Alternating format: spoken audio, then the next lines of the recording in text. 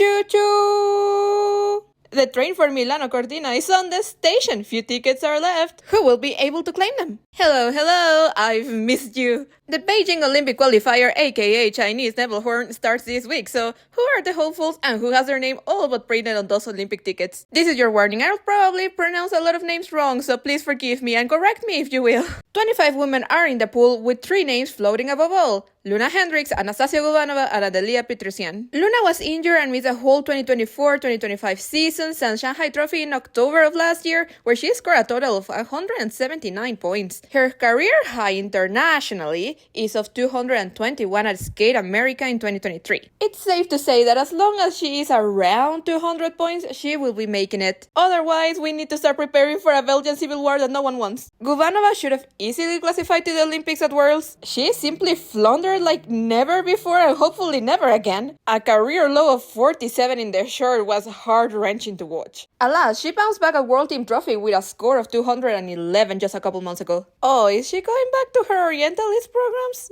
Well, that's certainly a choice. Anyway, the 2023 European champion is on the front row for a ticket. Adeliya Petrosian is a bit trickier to evaluate. Do you know this feeling when you say a word so many times that it no longer holds any meaning? Well, that's me with the word evaluate. Evaluate?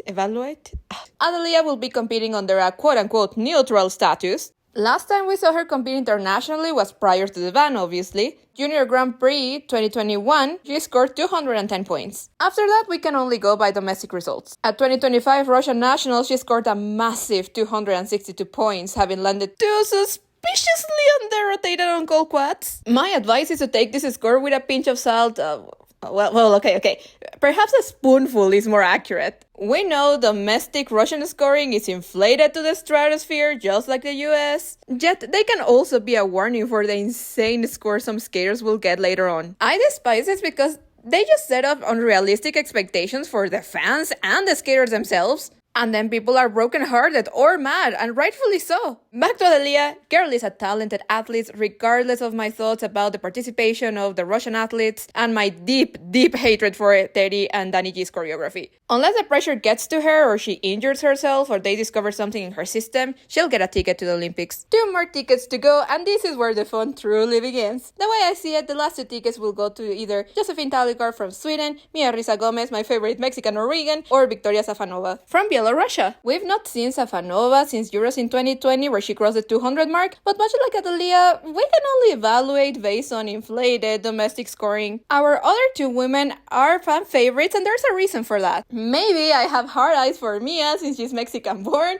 but still, alongside Josephine Talikar, they both bring so much personality to the ice. Mia had a rough skate at Worlds, ending up at 29th place, but at Euros this year, she scored a terrific 161 points. That was her personal best. She has improved, it's just a matter of not letting the nerves get to her. On the other hand, Josephine has had issues with her tech minimums, therefore missed Worlds entirely, albeit she could have classified to the free due to her components. Her last competition was in February where she got 172 points total, which is highly competitive in this field. The one who could be a big upset would include Suleymanova from Azerbaijan. She'll need to channel her inner Katniss to make it. Ruiyang Shang from China, wonderful skater, very tight jumps. Selmekova from Slovakia, jumps are not real, personalities forever. And my underrated queen, Janquin Isaacs from South Africa. I'm asking the skating gods for a favor because I hope she upsets the competition and gets a ticket. I appreciate that she always brings something to the table, you know? As for my Latin American girls, and the other girls that I did not mention today, Sofía, Andrea, ustedes necesitan casi un milagro, pero si consiguen clasificar, considérenme conversa, voy a convertirme en una creyente ferviente. Pairs, my favorite discipline. Now I see why I have strained my voice so much this year.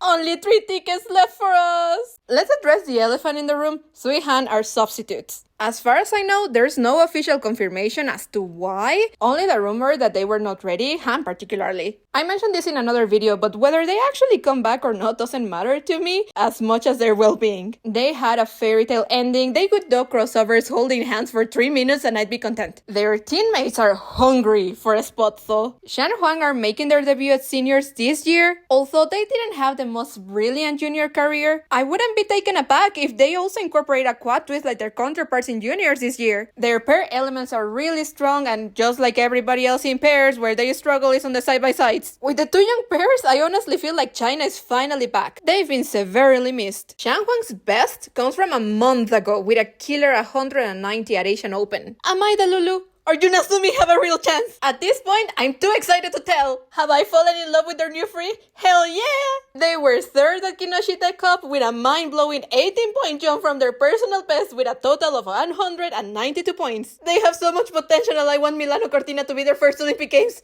Please, they have a chance, and a big one. Then we have the Kovalevs. Had you asked me months ago, okay, maybe a couple of years ago, I'd have said they would have classified automatically. The thing is, when they're off, they're really off. They don't have particularly strong elements or components to compensate their mistakes, so they have to try to be as clean as possible for a ticket. They've scored as high as 178, but their short will be the make it or break it. My cousins from the Philippines, Games Korovin, are a gorgeous pair who tend to fall a bit short of my expectations. Last year, they had to withdraw from several competitions due to either bureaucracy or injury. Considering everything, I do believe that they have a good chance. They have good elements, good components. A week ago, they scored 141, which is a bit disappointing. So I hope that they have recovered enough. I watched Gumarzotir and Piazza this weekend, the pair from Iceland, and I really enjoyed their performance. They have a lot of chemistry. If they are clean where others are not, they could be the dark horse. Might be unlikely, but it'd be a welcome surprise. 158 at Lombardia. Not shabby. Holichenko-Derensky had a bad time at Lombardia, so they will need to overcome some demons or hopes that some skaters don't get their visas for the OGs. It breaks my heart because I genuinely thought that they had done enough at Worlds, only to later be corrected that they had indeed not classified to the Olympics. I like their last season programs more than the ones that they have right now,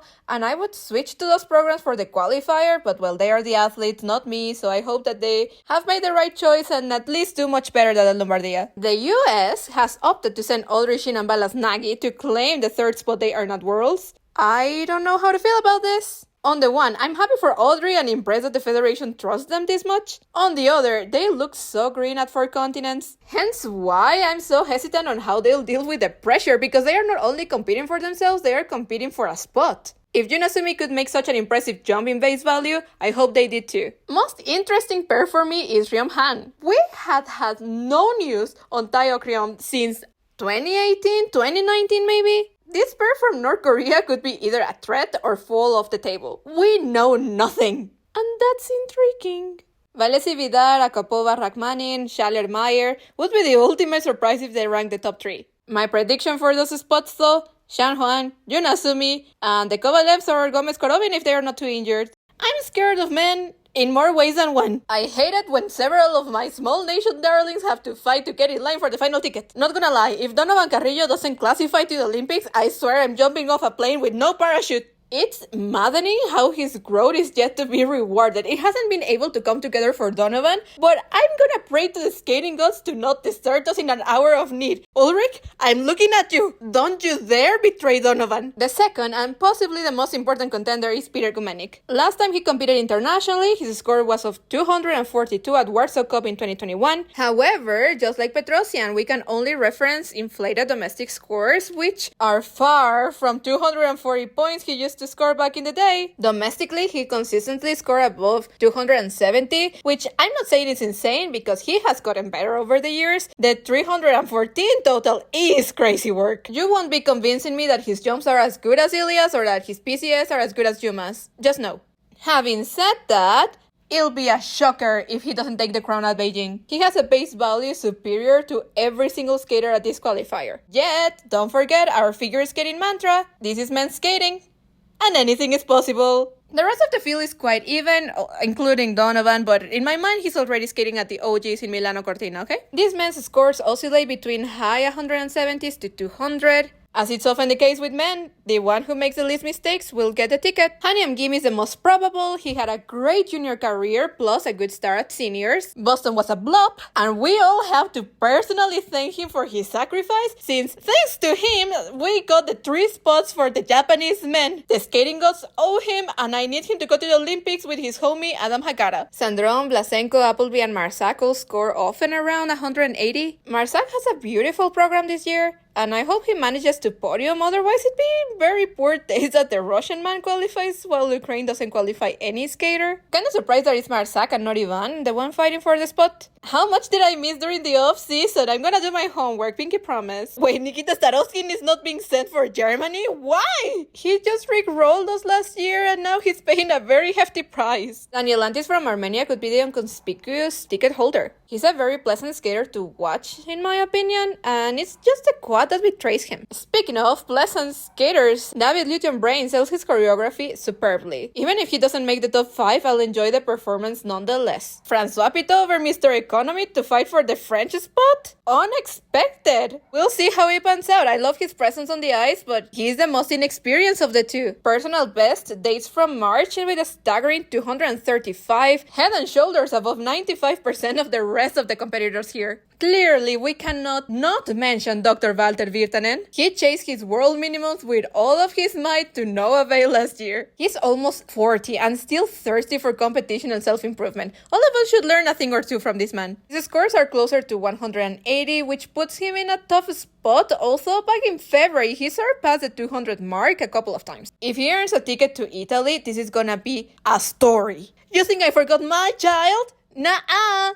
The ink is still fresh on the adoption paperwork. Emotionally, Yuxian Li has already won. I fell head over heels for him at Four Continents and again at Worlds. He was simply endearing to watch. You can tell that he loves skating. His personal best came from 4cc with 204, and at Worlds he got a personal best in the short. Back in August, he was silver at Asian Open with 194. Not bad at all. He'll make it, trust. If I were to place bets, I'd pick Gumennik, Hyunjam Kim, Francois Pitot, Donovan Carrillo, and my youngest child, Yuxian Li. The last two could be wishful thinking, but have I not suffered enough skating gods? Still, I might be a little bit delulu, but if clinched, they could clutch the last two tickets. As for the extended family, Romeo and Gabriel Martinez, they would need a blood sacrifice to board the Milano-Cortina train. Pero vamos Latinos, woo! As for Isens, I have an opinion for once. I know my Mexicans with the least possible sounding Latin names are hardly gonna make it, pero les deseo un personal best. Todavía no soy tan de Lulu como para creer que ustedes van a las Olimpiadas, lo lamento. Therefore, I'm making major of the object of my good wishes. I used to like him as a single skater, and it was very saddening when he decided to make the transition to ice dance. I'll keep on rooting for him. For the sake of this sport and for the people here that follow my channel, read Ambro... This name is so hard for me to read.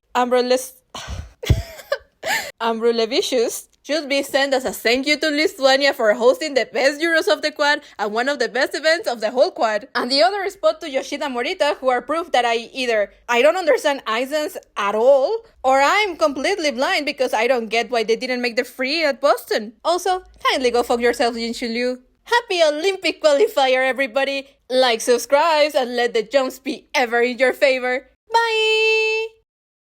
Just exactly how much did I miss this off-season? I'm already tearing up at some programs. This year will be a wild ride.